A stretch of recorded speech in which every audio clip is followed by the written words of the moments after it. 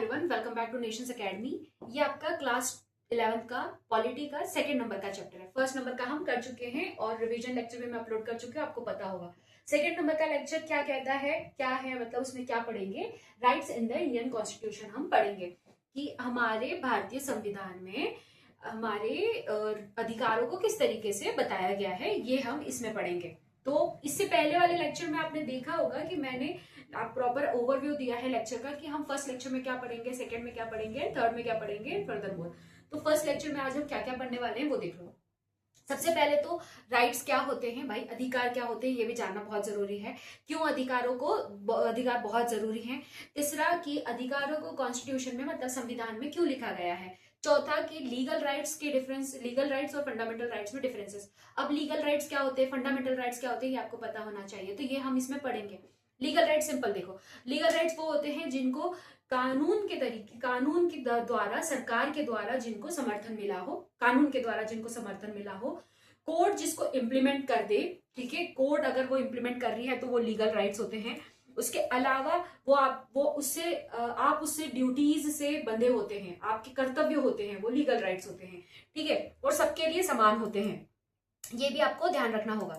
उसके बाद हम इसमें क्या पढ़ेंगे कि what is a bill of right, कि बिल ऑफ राइट क्या होता है। उसके बाद फंडामेंटल जो हमारे राइट्स हैं, 6 फंडामेंटल राइट्स है, उसका हम ओवरव्यू लेंगे। सबसे पहले तो अब मुझे अब ये बताइए कि मान लीजिए आपसे आपका कोई फोन छीन ले, आपका फोन है और वो कोई आपसे ले ले, छीन ले इन द सेंस चोरी वाला नहीं बोल रही हूं मैं, आपसे कोई आपका फोन ले ले बिना आपसे पूछे, तो क्या होगा। मान लो कि आप कहीं पर गए हैं, कुछ सामान परचेस करने गए हैं, आपका फोन काउंटर पर रखा था और आप पर्स में से पैसे निकालकर सामने दुकानदार को दे रहे हैं। अब वो फोन रखा हुआ है और कोई आता है और आपका फोन उठाता है और चलाने लग जाता है, ये सही है क्या? आप कहेंगे गलत है, बिल्कुल। यदि आपके टीचर आपका फोन छीन ले तो ये क्या सही है क्या? आप कहेंगे कि हाँ ये सही होगा। अगर मान लो आप क्लास में फोन चला रहे हो और आपकी टीचर ने आपसे फोन छीन लिया तो ये सही होगा ना। दोनों में अंतर क्या है, पहले वाले में क्या था, पहले वाले में थी कि आपकी, दोनों में डिफरेंस क्या है, अथॉरिटी और रूल्स का। पहले वाले में रूल्स कि आप, क्योंकि क्या रूल है, सिंपल कि आपको आपकी प्राइवेसी का अधिकार है, राइट, आपको राइट दिए गए हैं और उनका कोई हनन नहीं कर सकता, उनको कोई वॉयलेट नहीं कर सकता, ये आपकी राइट टू प्राइवेसी है कि आपका फोन कोई बिना आपसे पूछे छू नहीं सकता। लेकिन मैडम के पास क्या है, अथॉरिटी है ना, मैम तो अथॉरिटी है, वो तो छीन सकती हैं, राइट। तो उनको क्या दिया गया है, उनको अधिकार दिया गया है। आ गया समझ में? तो दोनों कंडीशंस में क्या डिफरेंस है, फोन दोनों में लिया गया था लेकिन किसके द्वारा लिया गया था ये बहुत मैटर करता है। यहां पर आप समझते हैं कि अधिकार क्या होता है। आया समझ में? अब मुझे बताइए, कुछ क्वेश्चंस मैं आपसे पूछती हूँ। पहला तो, क्या गवर्नमेंट आपसे आपका घर छीन सकती है बिना किसी रीजन को बताए? घर आपकी प्रॉपर्टी ले ले बिना किसी रीजन को बताए। सेकंड, आपको मुझे बताइए, क्या पुलिस आपको अरेस्ट कर सकती है बिना रीजन बताए? पुलिस किसी को भी, मान लो किसी को पुलिस अरेस्ट कर रही है, चलो आपका एग्जांपल ले लेते हैं, अच्छा नहीं लगता। मान लो जो कोई है तो उससे उसका घर छीन लिया गवर्नमेंट ने बिना उसको बताए, बिना किसी रीजन के।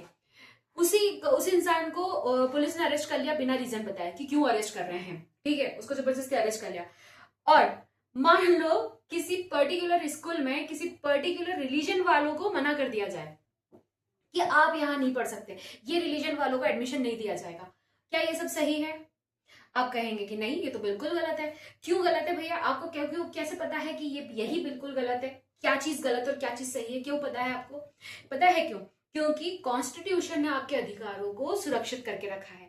संविधान भारत का कहता है कि भाई कुछ कानून ऐसे हैं जिन्हें, कुछ अधिकार ऐसे हैं जिन्हें छीना नहीं जा सकता, राइट। तो अब इस चैप्टर में हम इन्हीं अधिकारों के बारे में पढ़ेंगे। सबसे पहले अब आता है व्हाट इज अ राइट।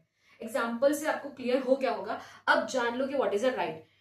मान लो आपकी एक एग्जाम्पल लेते हैं फिर से इसमें। इमेजिन आपकी साइकिल है, ठीक है, अब आपकी साइकिल है और कोई आता है और उठा के लेके चले जाता है आपसे बिना पूछे, क्या होगा? सही है ये, गलत है, क्या है बताइए? आप कहेंगे कि मैम गलत है, हमारी साइकिल उठा के कैसे लेके चला गया और चला के लाके रख भी दी उसने, ये सही है क्या? नहीं है सही। क्यों आपको पता है? क्योंकि राइट ओवर योर प्रॉपर्टी, ये आपका राइट है, आपका अधिकार है, आपकी प्रॉपर्टी पर आपका अधिकार है कि बिना पूछे आप कोई भी उसे छू नहीं सकता, राइट। तो ये सब क्या है, ठीक है। इसमें एक और तो बहुत फनी एग्जांपल है, मैं मतलब देखा मैंने, तो मुझे बताओ कि मान लो कोई आपको आके बिना किसी रीजन के थप्पड़ मार के चले जाता है, और वो कोई और अनजान इंसान है, मैं घर किसी और की बात नहीं कर रही, अपने पहचान वालों की बात नहीं कर रही, घर के बाहर वालों की बात कर रही हूँ। कोई आता है और आपको थप्पड़ मार के चला जाता है, ये सही है क्या? आप कहेंगे कि नहीं, बिल्कुल गलत है। कैसे पता चला? क्योंकि संविधान ने, कॉन्स्टिट्यूशन ने हमें एक अधिकार दे रखा है, और वो किसका अधिकार है? Right to dignity and personal safety. इस चीज का अधिकार आपको कॉन्स्टिट्यूशन ने दे रखा है। मान लो ये सब हो ही ना, तो फिर कितना बुरा हो सकता है, सोच सकते हो तुम। तो simple, right, what is a right? तो फर्स्ट हमारा जो था, क्वेश्चन तो नहीं लिखूंगी, क्वेश्चन नहीं है, ठीक है। फर्स्ट पॉइंट क्या है? What is a right? What is the right? Right क्या है? अधिकार क्या होता है? तो प्रॉपर डेफिनेशन देख लो, क्या होता है भाई अधिकार, देखो तो a right is a freedom, a right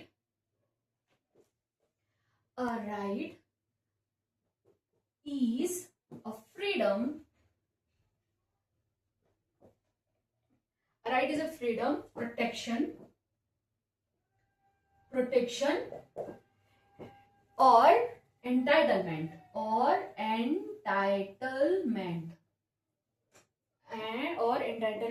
that every person, every individual, या एवरी पर्सन, एवरी इंडिविजुअल लिख सकते हैं, क्योंकि वहां यहाँ पर हम सबके अधिकारों की बात कर रहे हैं। पर्सन में तो हम ही आ गए, एवरी इंडिविजुअल में मतलब सब। अब यहाँ पर सब वो हैं, जानवर भी हैं, नेचर भी है, सब कुछ आ गया यहाँ पर, समझ में आ रहा है? तो individual deserves and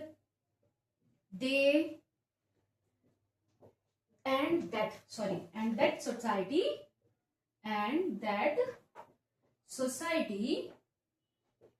society or deserves, and that society or the law recognize। समझ में आ रहा है इसका मतलब क्या है? रिकॉग्नाइजेस, लॉ ने भी रिकॉग्नाइज जिसे कर दिया हो, ठीक है। क्या कह रहे हैं? इसका मतलब सिंपल है बेटा, देखो क्या, कि अधिकार एक ऐसी आजादी है, सुरक्षा है और हक है आपका, ठीक है, जिससे हर व्यक्ति ये हर व्यक्ति का अधिकार है, हर व्यक्ति का हक है। ये हक आपको किसने दिया है? इसको आपको दिया है कानून के द्वारा, मान्यता जिसे प्राप्त है, जिसे कानून ने आपको दिया है, ठीक है, जिसे समाज ने और कानून ने, दोनों ने इसको मान्यता दी है कि भाई ये आपका अधिकार है। तो राइट सिंपल मीनिंग है कि क्या होता है राइट, आपको समझ में आ गया होगा, ठीक है। हिंदी मीडियम वाले बच्चे, आजादी, प्रोटेक्शन, सुरक्षा, एंटरटेनमेंट मतलब हक। ये हक आपको कौन दे रहा है? समाज दे रही है, और दोनों किससे मान्यता प्राप्त है? इनको समाज से और कानून के द्वारा, दोनों तरफ से मान्यता प्राप्त है। आई होप आपको समझ में आ गया होगा। राइट क्या कहता है? राइट सिंपल देखो, अधिकार क्या कहता है कि मैं कहूं, मैं अलाउ करूं तो ही ये होगा, मैं अगर ना कह दूं तो ये नहीं होगा, ये अधिकार होता है, ये होता है अधिकार, ठीक है। आगे बढ़े तो इजी एग्जांपल्स हैं, राइट टू स्पीक, बोलने का अधिकार, राइट टू स्टडी, पढ़ने का अधिकार, राइट टू ट्रैवल, घूमने फिरने का अधिकार, राइट टू वोट, अगर आप एलिजिबल है तो, अभी तो एलिजिबल नहीं है ना, 11th क्लास में कहां से एलिजिबल हो जाएंगे, ये सभी पता होना चाहिए। A right to own property, legal rights होते हैं, कुछ इंडिया के कानून बनाए गए हैं उस हिसाब से, राइट टू ओन प्रॉपर्टी, ठीक है।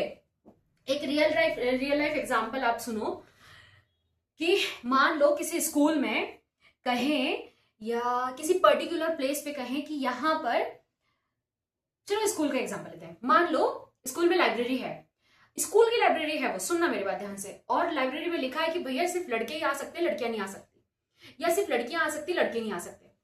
तो पहला जो पॉइंट मैंने बोला है कि जिसमें सिर्फ लड़के आ सकते, लड़कियां नहीं आ सकती, यहां पर क्या हो रहा है? डिस्क्रिमिनेशन हो रहा है लड़कियों के साथ।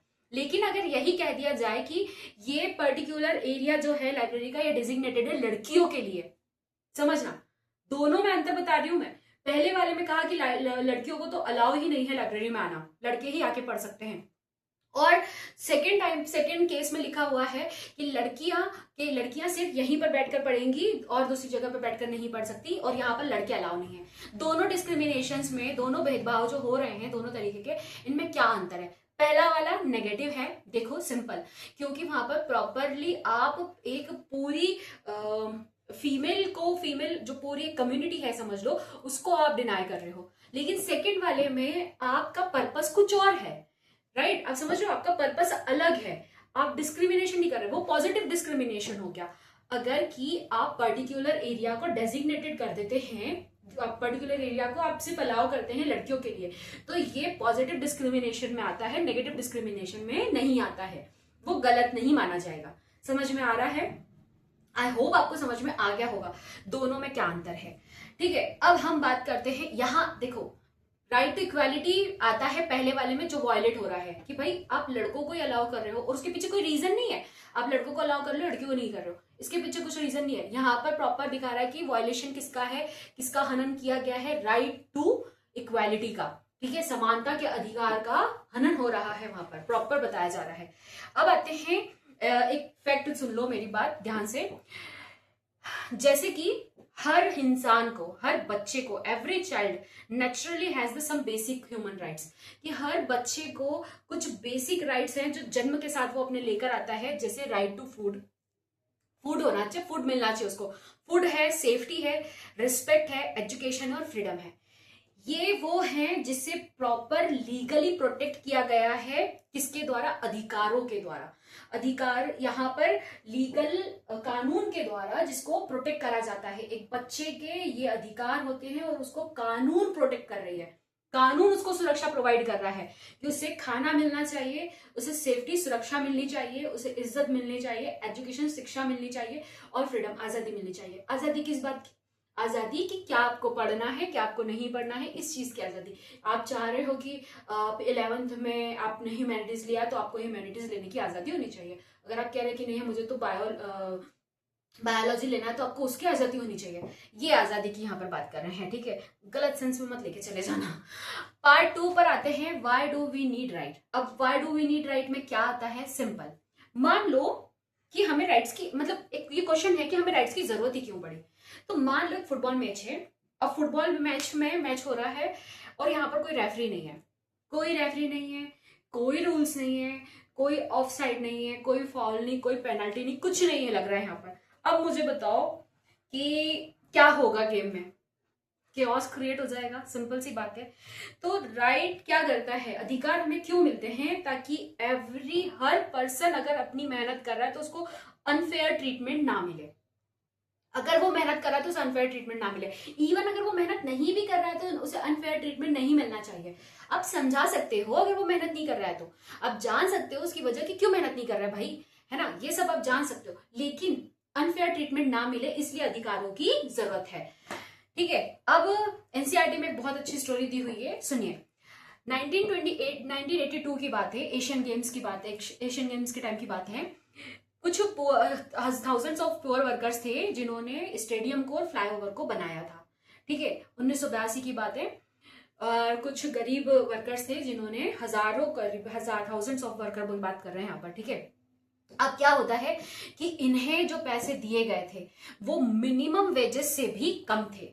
इनको पैसे जो दिए गए वो मिनिमम वेजेस से भी कम थे, ये बात ध्यान से सुनना। फिर क्या होता है, सोशल साइंटिस्ट होते हैं वो अप्रोच करते हैं सुप्रीम कोर्ट की तरफ, इनके अधिकारों के लिए लड़ते हैं और इनके बारे में बताते हैं कि इन्होंने इतना काम किया लेकिन जो मिनिमम वेजेस होता है उससे भी कम इन्हें दिया गया। क्या करा कोर्ट ने उनको अधिकार दिलाया। अब कोर्ट ने उनको प्रॉपर उनके वेजेस जितना उनका बनता था उतना पैसा उनको दिलवाया। अगर मान लीजिए कि अब उस टाइम पर 1982 के टाइम पर मान लीजिए कि कानून नहीं बने होते, मान लीजिए संविधान में ये लिखा ही नहीं होता, अधिकार दिए ही नहीं होते, तो क्या होता? क्या उन लोगों को पैसे मिल पाते? नहीं मिल पाते। समझ में आया? तो कानून अधिकार जो है हमारे वो संविधान में लिखे इसीलिए गए हैं। कुछ अधिकार तो संविधान की बुक में आपको मिल जाएंगे। वो बड़ा सा जो ग्रंथ बनाया है ना हमारे कॉन्स्टिट्यूशन मेकर्स ने, जो बड़ा ग्रंथ बनाया है उसमें अधिकार लिखे हुए हैं। और वो क्यों लिखे हुए हैं? वो इसीलिए लिखे गए हैं ताकि उन्हें हर इंसान फॉलो करे, इवन कोर्ट को भी फॉलो करना है, पार्लियामेंट को भी फॉलो करना है, सबको, हर अथॉरिटी को फॉलो करना है, इवन इंडिविजुअल्स को भी फॉलो करना है। ठीक है, अब एक रियल केस है वो सुनना।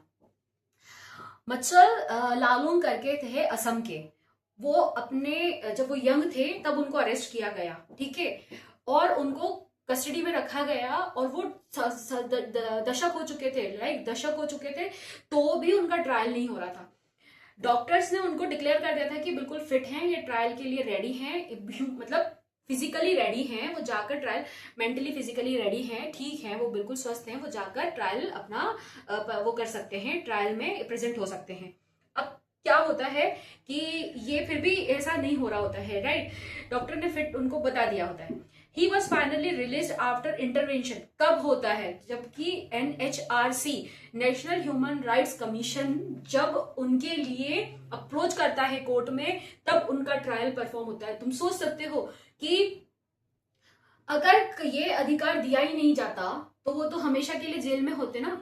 समझ रहे हो ये बात? तो NHRC अप्रोच करती है कोर्ट में, और उसके आने की वजह से जब वो इंटरवीन करती है तब जाके उनका ट्रायल होता है, और उसके बाद प्रॉपर उन्हें रिलीज किया जाता है। तो ये ट्रायल, समझ लो क्या होता है ट्रायल, क्या होता है? सिंपल सी बात बताती हूँ। मान लो कोई कोई गिरफ्तार कर लिया गया है, उसे बता दिया कि भाई तुमने ये जुर्म किया, ये भी बता दिया, चलो यहाँ पर उसका कानून, उसको अधिकार उसका दिया गया, पर उसको ले जाके जेल में डाल दिया गया। अब उसका ट्रायल नहीं हो रहा, उसे कोर्ट में लेकर ही नहीं जा रहे। अब आ गए आपके डॉक्टर्स, आ गए, उन्होंने बोल दिया कि ये फिट है, तो भी नहीं लेकर जा रहे। 10 साल हो गए, उसको लेकर ही नहीं गए। अब मान लीजिए कि उस इंसान को लेकर ही नहीं जा रहे हैं, तो यहाँ पर कौन आया? यहाँ पर NHRC आई, नेशनल ह्यूमन राइट्स कमीशन आया। उसने कहा कि भाई इनका अधिकार है, इनका अधिकार, कौन सा अधिकार है? इनका अधिकार है गारंटी ऑफ लाइफ का और लिबर्टी का, कि जीने का अधिकार है उनको, और आजादी है का अधिकार है, तो इनका ट्रायल होना चाहिए। पता तो चले सामने वाले ने जुर्म करा भी है कि नहीं। अगर जज के सामने जाएंगे ही नहीं तो पता कैसे चलेगा कि जुर्म करा भी है कि नहीं? वो तो जस्ट उनको तो इल्जाम लगा है, और वो इल्जाम की वजह से ही, सिर्फ इल्जाम के कारण ही, जबकि प्रूफ ही नहीं हुआ है ना कि वो गलत था भी इंसान, की अपराधी था कि नहीं था, प्रूफ नहीं हुआ, उसके बावजूद भी वो 10 साल तक जेल में काट गया। अब इस इंसान से आप मुझे बताइए कि क्या छीन लिया गया? पैसे छीने? घर छीना? नहीं ना। क्या छीना भाई? उसके वो 10 साल छीन लिए, इंटायर लाइफ छीन ली उसकी। वो 10 साल वो वापस आएंगे क्या? नहीं आएंगे। पैसा घर तो आ जाएगा, वो नहीं छीना है, 10 साल छीन लिए लाइफ के। समझ में आ रहा है? तो मान लो, समझ में, अब ये तो समझ में आ ही गया होगा कि भाई अधिकार क्यों सबसे ज्यादा जरूरी है। कि मान लो, अब अगर एक और चीज बता रही हूँ, मैं समझा रही हूँ। मान लो किसी कंट्री में कॉन्स्टिट्यूशन है ही नहीं, तो वहां क्या होगा? कोई भी आएगा, करप्शन होगा, कोई भी आएगा, गद्दी पे बैठ जाएगा, डिक्टेटरशिप चलेगी, लाइक डिस्क्रिमिनेशन होगा, ये यहाँ नहीं जाएंगे, वो वहां नहीं जाएंगे, घर से बाहर नहीं निकलेंगे, ये पानी नहीं भरेंगे, ये सब होता रहेगा। अनलॉफुल अरेस्ट होते रहेंगे, किसी को भी उठा के ले गए पुलिस और अरेस्ट कर दिया, है ना। और सेंसरशिप चलती रहेगी कि ये नहीं कर सकते, ये नहीं कर सकते, वो नहीं कर सकते। समझ में आ रहा है? तो कॉन्स्टिट्यूशन क्यों जरूरी है? कॉन्स्टिट्यूशन यही अधिकारों के लिए जरूरी है, और यही अपनी मर्जी से आर्बिट्रली कुछ भी करने की मर्जी से आपको प्रोटेक्ट करता है। कुछ भी गलत करने की मर्जी से आपको अधिकार, जो कॉन्स्टिट्यूशन है आपका, वो प्रोटेक्ट करता है, राइट। पार्ट 3 पे आते हैं, who can violate your rights. कौन कौन आपके अधिकार छीन सकता है? तो आप कहेंगे गवर्नमेंट तो छीन ही सकती है ना। पर गवर्नमेंट भी कुछ अधिकार नहीं छीन सकती है, ये चीज पता है कि नहीं? गवर्नमेंट भी कुछ अधिकार नहीं छीन सकती है। जैसे कि सिर्फ आप गवर्नमेंट का अगर सोच रहे हैं, तो गवर्नमेंट के अलावा भी आपके अधिकार कुछ हैं जो छीन सकते हैं, और गवर्नमेंट भी आपके अधिकार नहीं छीन सकती। कौन से अधिकार वो हैं, ये दोनों के बारे में बात करते हैं। तो गवर्नमेंट के अलावा कौन कौन आपके अधिकार छीन सकते हैं भाई? स्कूल, कंपनीज, एम्प्लॉयर्स, आपके सोसाइटी, और भी पीपल हैं, और भी आपके आस पड़ोस में भी आपके अधिकार छीने जा सकते हैं। अब मान लीजिए कि ये गवर्नमेंट ने अगर उस पर्टिकुलर पर्सन को, उस पर्टिकुलर मतलब सभी को, गवर्नमेंट ने अगर इक्वालिटी वाली हम बात करें, तो इंडिविजुअली अगर गवर्नमेंट ने प्रोटेक्शन नहीं दिया, ठीक है, तो क्या कोई भी तरीके के राइट से, कोई भी अधिकार उस इंसान के छीने जा सकते हैं कि नहीं छीने जा सकते? अगर कॉन्स्टिट्यूशन वो उसे नहीं देता है अधिकार, अगर गवर्नमेंट उसको वो अधिकार नहीं देती है तो छीने जा सकते हैं। अगर गवर्नमेंट अधिकार देती है तो वो नहीं छीने जा सकते हैं। तो लीगली एक्सेप्टेबल होना, लीगली रिकॉग्नाइज होना बहुत जरूरी है लॉज का। ठीक है, तो आपको समझ में आ गया होगा कि कौन आपके अधिकार छीन सकता है और किन, हर किसी के खिलाफ आपकी एक्शंस हो सकती है, पर वो मैटर करती है। अब हम आगे पढ़ेंगे कि आपके बिल ऑफ राइट क्या होता है, ये पढ़ेंगे। और इससे पहले हम पढ़ेंगे, मैं इससे पहले आपको बता देती हूँ कि फंडामेंटल राइट्स और आपके लीगल राइट्स के बारे में। ठीक है, तो पहले आप यहाँ तक समझ में आ गया होगा आपको, आई होप। अब आओ कि अच्छा, एक एग्जांपल लेते हैं। ये जो मैंने बताया कि why rights are important, why नहीं, who can violate your rights, इसमें एक एग्जांपल है बहुत अच्छा, सुनो। कंपनी अगर रिफ्यूज कर दे कि वुमन को हायर नहीं करेगी, तो ये क्या है? ये डिस्क्रिमिनेशन है ना।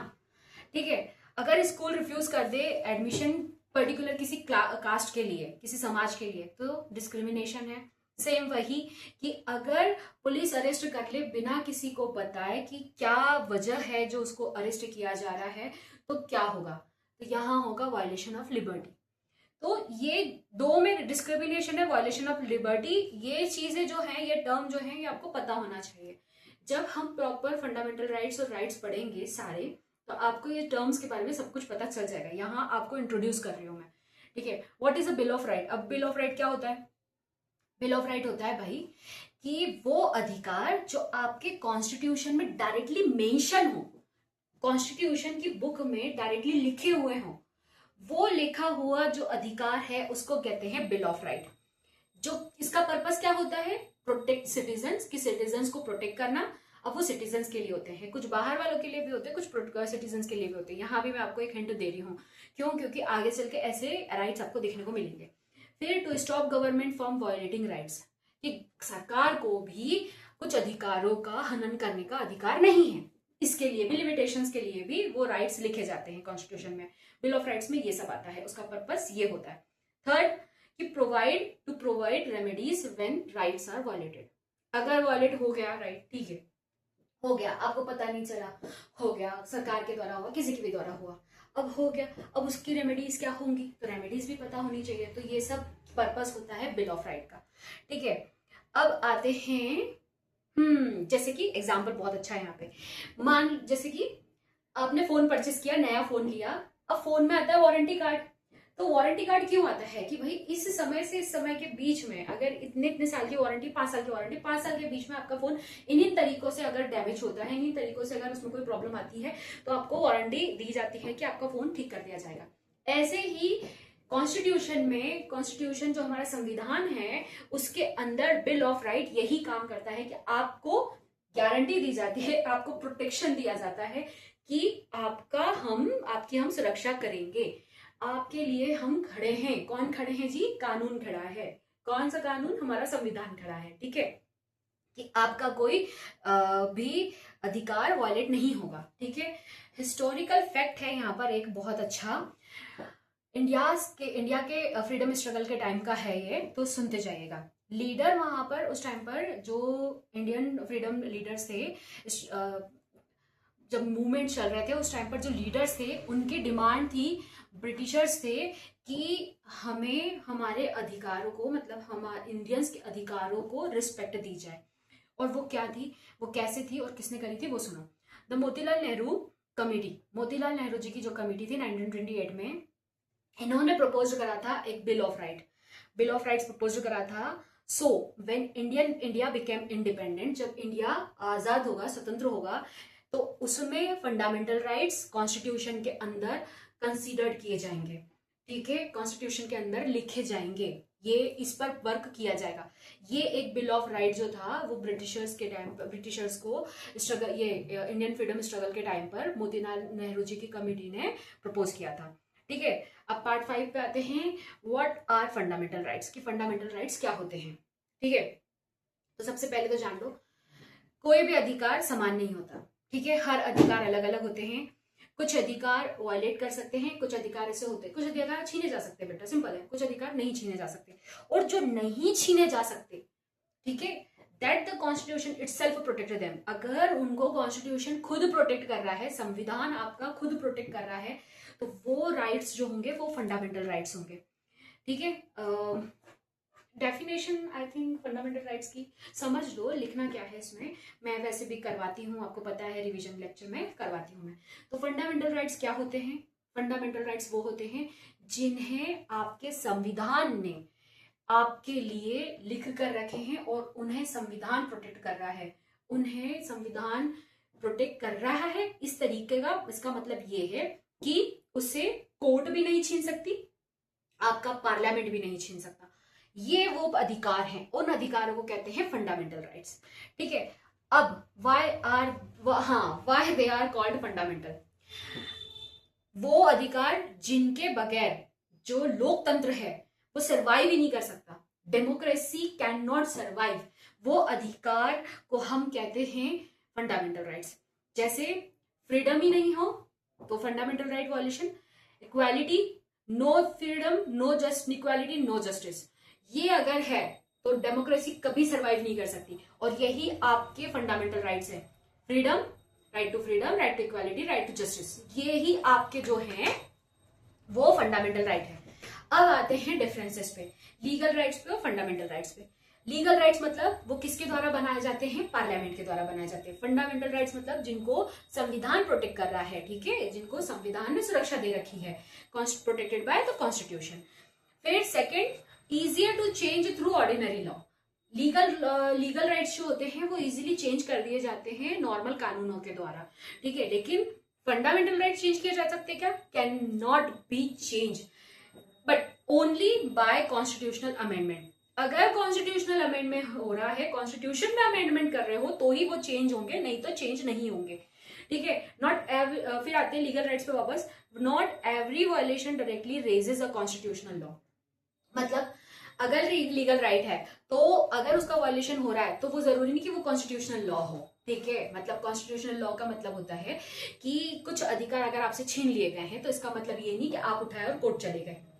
जाओ, आपको क्वेश्चन है कि भाई क्यों छीने, तो आप उसके लिए जा सकते हो, वो जो अधिकार है वो आपके लीगल अधिकार है, ठीक है। अब कोर्ट्स प्रोटेक्ट दिस राइट्स, हम फंडामेंटल राइट्स पे आ गए वापस।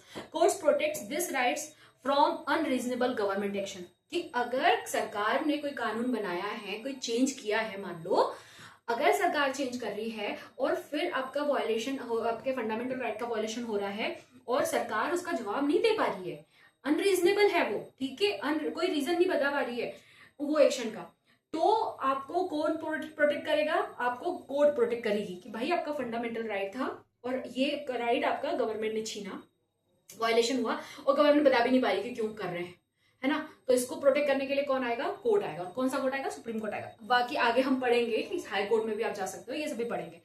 अब 6 फंडामेंटल राइट्स का ओवरव्यू ले लो, क्योंकि अब हम 6 फंडामेंटल राइट्स पढ़ेंगे और वो नेक्स्ट वाले में पढ़ेंगे ना, आपको पता है। तो पहला है आपका राइट टू इक्वालिटी। इसमें क्या है? Nobody should face discrimination based on what? Religion, caste, race और सेक्स यहाँ पर लिखा रहता है। देखो इसका प्रॉपर अगर हम वो करें तो जेंडर होना चाहिए, बट यहाँ पर लिखा हुआ है टाइम में, ठीक है, क्योंकि ये बायोलॉजिकल टर्म है। अब बायोलॉजिकल टर्म में उन्होंने सेक्स लिख दिया, जबकि जेंडर होना चाहिए कायदे से, तो यहाँ सेक्स का मतलब जेंडर ही है, ठीक है। प्लेस ऑफ बर्थ, ठीक है, ये इन सब के आधार पर आपको कोई, आपके साथ कोई भेदभाव नहीं किया जा सकता, कोई डिस्क्रिमिनेट नहीं कर सकता। ये आपको पहला अधिकार दिया गया है राइट टू इक्वालिटी का, ठीक है। सेकंड आपका अधिकार है, ये फंडामेंटल राइट्स हैं। फर्स्ट आपका क्या है? Right to equality. सेकंड है राइट टू फ्रीडम। फ्रीडम आपको किसकी दी गई है? स्पीच, बोलने की, घूमने फिरने की, मूवमेंट की, प्रोफेशन की, रेसिडेंस की, पीसफुल असेंबली की और फॉर्मिंग एसोसिएशन की। ये सबकी आपको राइट टू फ्रीडम है, ये सबकी आपको आजादी है। अब ये कैसे है, ये फर्दर जब मैं डिटेल्ड में आपको राइट टू फ्रीडम पढ़ाऊंगी तब बताऊंगी, ठीक है। Right against exploitation, no forced labour और human trafficking, child labour in hazardous work, ये एक्सप्लॉयटेशन नहीं होना चाहिए, इसके अगेंस्ट है right against exploitation. Right to exploitation बोल दिया था, राइट अगेंस्ट एक्सप्लॉयटेशन है ये, ठीक है, सॉरी। हाँ, right to freedom of religion. अब फ्रीडम ऑफ रिलीजन मतलब कोई भी रिलीजन, देखो कोई भी रिलीजन अपने हिसाब से आप परफॉर्म कर सकते हो, इसका राइट है ये कुल मिला के। एनी रिलीजन, नो रिलीजन, कोई मेंशन पर्टिकुलरली किसी रिलीजन को बहुत ज्यादा ऊपर नहीं मान रखा है। प्रैक्टिस योर फेथ पीसफुली, जो जिस भगवान को आप पूछना चाहते हो, जो धर्म अपनाना चाहते हो अपनाओ पीसफुली, हाँ, ध्यान रखना इस वर्ड को बहुत, पॉलिटी में हर वर्ड की मीनिंग है और वो अगर मिस कर गए तो अर्थ बदल जाता है सेंटेंस का, इस चीज का ध्यान रखना है आपको। कल्चरल एंड एजुकेशनल राइट, इसका मतलब क्या है कि हर छोटे बच्चे को पढ़ने का अधिकार है, माइनॉरिटीज कैन प्रिजर्व लैंग्वेज। हाँ, ये तो है ही एजुकेशनल राइट। यहाँ ये एक और राइट यहाँ से जुड़ता है आगे चल के, कल्चरल एंड एजुकेशनल राइट ही आपका फंडामेंटल राइट है, जिसमें माइनॉरिटीज जो हैं हमारे देश में, जिन्हें माइनॉरिटीज का दर्जा मिला है, ठीक है, वो प्रिजर्व कर सकते हैं अपनी लैंग्वेज को, कल्चर को और एजुकेशनल इंस्टीट्यूशंस को, ठीक है। फिर आता है 6 राइट टू कॉन्स्टिट्यूशनल रेमेडीज। तो राइट टू कॉन्स्टिट्यूशनल रेमेडीज में अगर ये सब वायलेट हो जाए तो फिर आप कहाँ जाओगे, किसके पास जाओगे शिकायत करने के लिए, किससे सवाल जवाब करोगे? तो किससे करोगे भैया? हाई कोर्ट जा सकते हो, सुप्रीम कोर्ट जा सकते हो। इनके द्वारा आपको प्रोटेक्शन मिले हुए हैं, ठीक है, इनके लिए, इनसे सवाल पूछने के लिए आप आराम से जा सकते हो, ये वो राइट्स हैं। तो 6th में आता है राइट टू कॉन्स्टिट्यूशनल रेमेडी, मतलब आपको देखो अधिकार भी दे दिए हैं और ये भी बता दिया कि अधिकारों का अगर हनन हो, अगर वायलेशन हो जाए तो आपको किसके पास जाना है, ये भी बता दिया गया है। और सोचो ये सब मेंशन है आपका, कितनी बड़ी बात है, ठीक है। अब एक आपको मैं शॉर्ट में लिखा देती हूं ताकि आपको याद रहे, तो जब हम प्रॉपर पढ़ें सेकेंड लेक्चर में इसके बारे में तो आपको एक ओवरव्यू रहे। तो यहां पर देखो, ठीक है, EFERCR,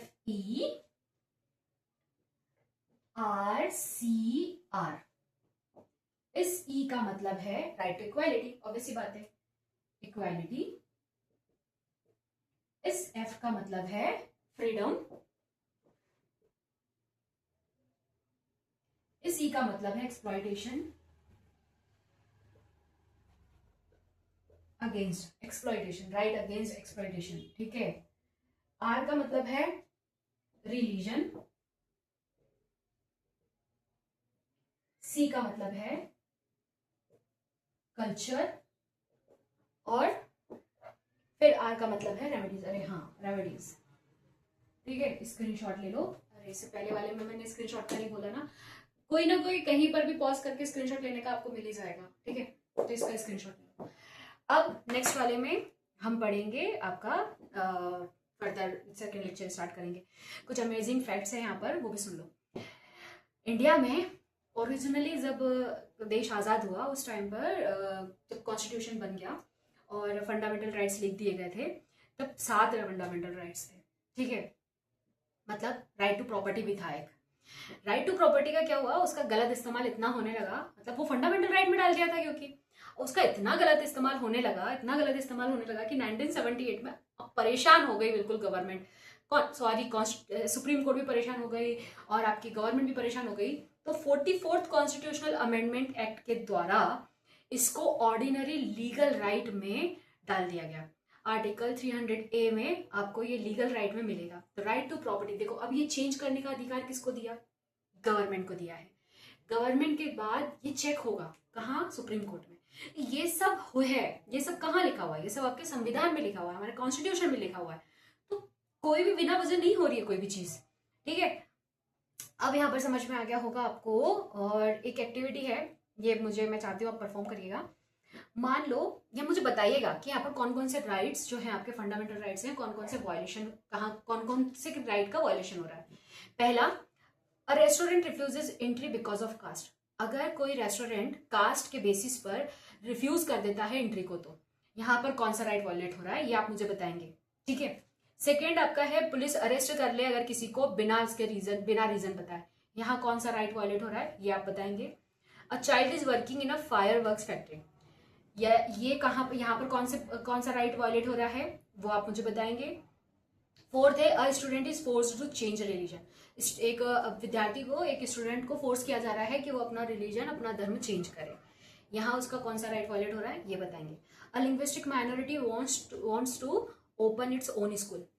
अब एक लिंग्विस्टिक माइनॉरिटी है और वो अपनी खुद की स्कूल ओपन करना चाह रही है, खुद की स्कूल, ओके। कि हम यहाँ पर बस हमारे लिंग्विस्टिक माइनॉरिटी की बात कर रही हूँ मैं, ध्यान से सुनते जाना, ये सुन लो। लिंग्विस्टिक माइनॉरिटी है और वो कह रही कि नहीं, हम तो यही जो भाषा होगी, यही भाषा यहाँ पर पढ़ेंगे और यही बच्चे यहाँ पर आएंगे। ये कौन सा वायलेशन है राइट्स का, फंडामेंटल राइट्स का, ठीक है। तो सिंपल ये सब आप मुझे करके बताओ। समरी आपको एक मैं समरी दे देती हूँ। राइट्स प्रोटेक्ट इंडिविजुअल, अधिकार जो है वो प्रोटेक्ट करते हैं इंडिविजुअल्स को।